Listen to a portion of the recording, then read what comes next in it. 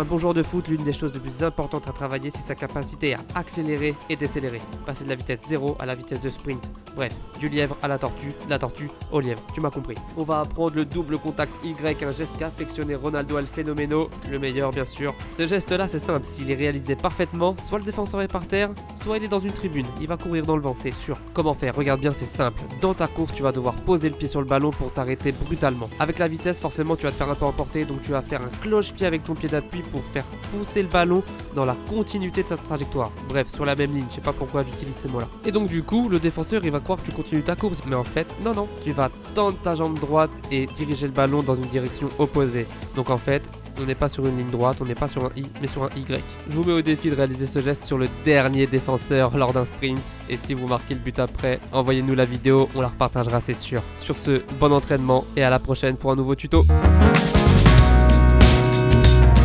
Alors ce petit pont, c'est un mélange de deux petits ponts que je fais. Donc le premier, ça va être le Pana L qu'on a déjà vu en tuto. La différence, ça va être que le L, on va pas l'envoyer pour mettre le petit pont directement, mais pour faire un appât finalement. Donc on va envoyer la balle en direction, non pas de l'entrejambe, mais de la droite de l'adversaire pour lui faire ouvrir la jambe droite et ainsi venir faire un double contact pour lui mettre le petit pont.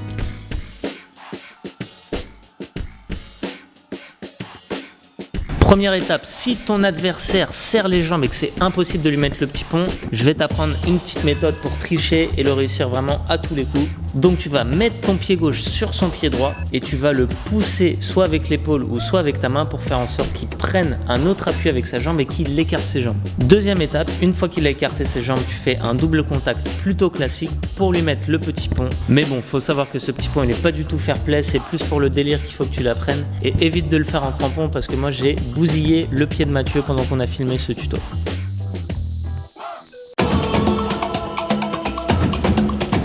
Première étape, il va falloir faire un starter en faisant un tour du monde extérieur et en même temps il faut que la balle aille en arrière. Donc l'astuce c'est de mettre le pied sur le ballon avec la semelle, faire le geste comme si on voulait faire tout simplement un lever de balle classique, mais par contre il faut commencer le lift pour le tour du monde extérieur très tôt.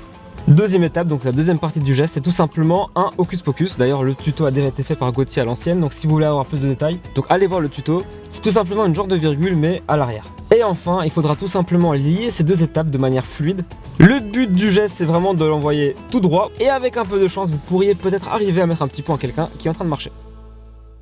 Donc voilà l'équipe, on espère que vous avez kiffé ces tutos. Dites-moi en commentaire quel geste vous aimeriez apprendre et lâchez-nous un maximum de pouces bleus si vous kiffez ce format vidéo. A bientôt l'équipe, ciao ciao.